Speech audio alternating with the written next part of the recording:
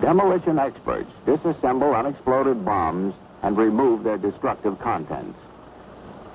Blacksmiths then use the metal to make grenade casings and gun barrels.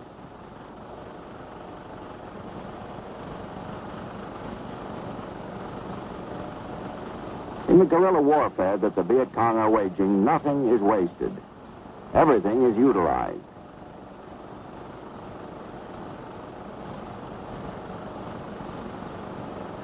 The communists adapt their ways to the war they must fight. Booby traps are fashioned by hand and planted at night outside the perimeter of U.S. and South Vietnamese camps.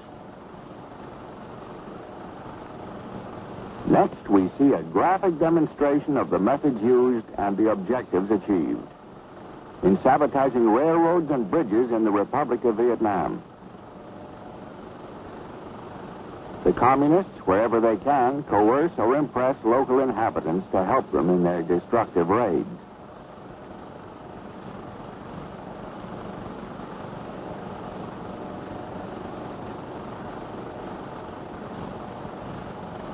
A government train that has been derailed is grim witness to the effectiveness of the VC tactic.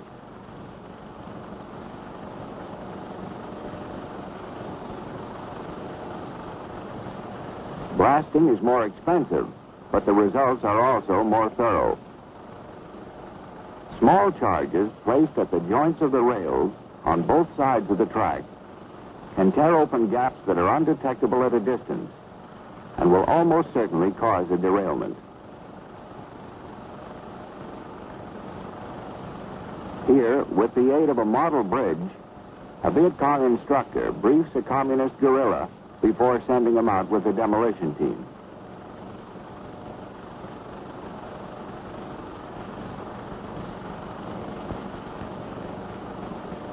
The explosive charge is prepared by other members of the guerrilla unit.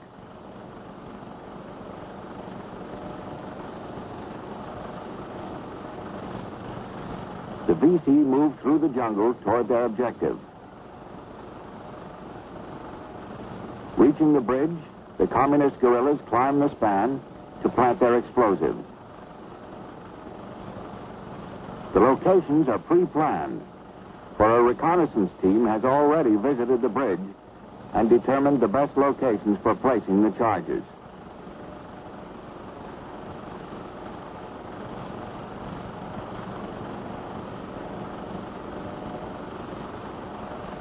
Mission accomplished. The bridge is destroyed.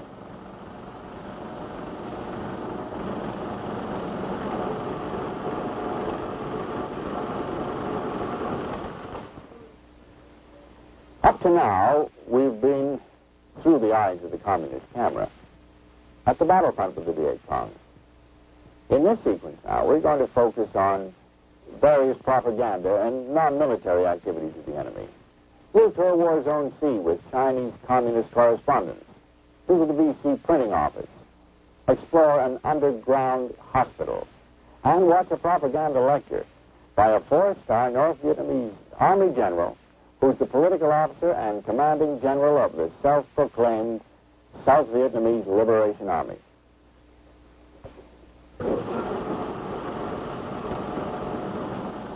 This third segment of our captured Viet Cong newsreels opens with banners and signs welcoming communist Chinese riders on their arrival for a tour of Cosvin facilities in War Zone C.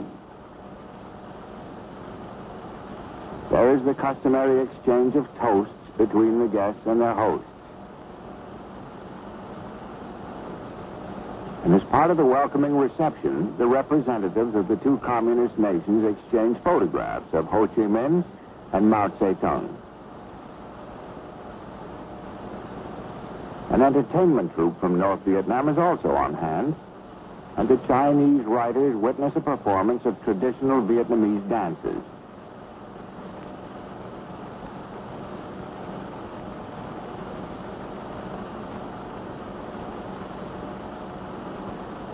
Next, the communist correspondents visit a printing plant that publishes the Viet Cong Liberation newspaper and other propaganda leaflets and literature. They watch the setting of type by a VC craftsman, and they see the operation of the primitive press by the printer and his apprentice.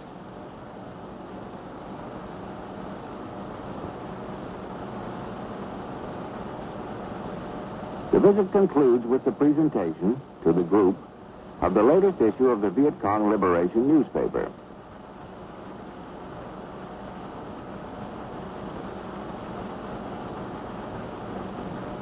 Located in the heart of War Zone C, the main hospital for Cosvin has facilities to care for up to 500 patients. The wounded Viet Cong soldiers are carried from the battle area to the hospital in hammock-type litters. The casualties are met by doctors and nurses, quickly examined, and assigned to wards in the underground hospital. Once again, the motion pictures give evidence of the ways in which the Viet Cong adapt themselves to the conditions under which they wage their war of insurgency.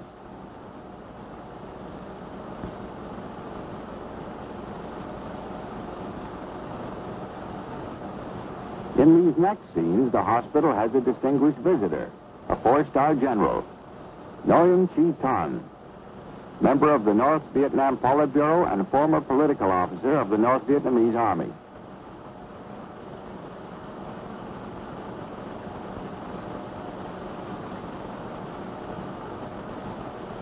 When these films were made, the general was the political officer and commanding general of the Communist Army in South Vietnam.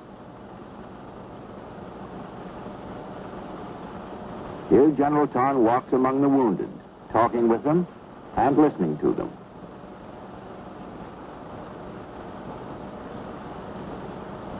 Continuing his tour of the underground facilities, the general commends the hospital staff for its contributions to the Viet Cong war effort.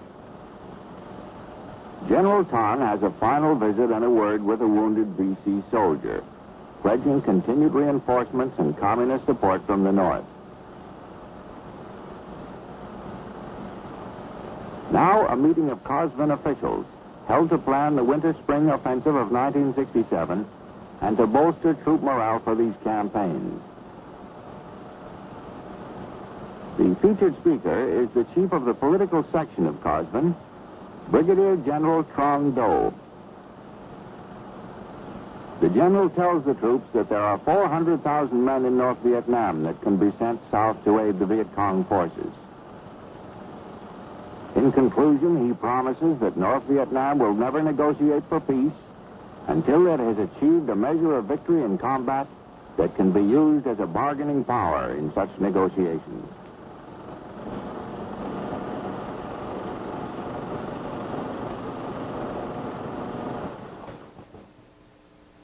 This, then, is the challenge posed by the Viet Cong and her supporters in South Vietnam. We've seen from their own motion pictures that they're resourceful, disciplined, ruthless, determined. Alert to this threat, aware of this danger, South Vietnam and her allies must meet and defeat the enemy challenge. For in this confrontation between communism and freedom, only one can prevail. Which one it'll be is simply stated by free men fight in the Republic of Vietnam. In closing, let us emphasize again that these films were produced as communist propaganda to promote the communist cause in South Vietnam. At the same time, let us also remember that they have provided an in-depth, close-up opportunity to know your enemy, the Viet Cong.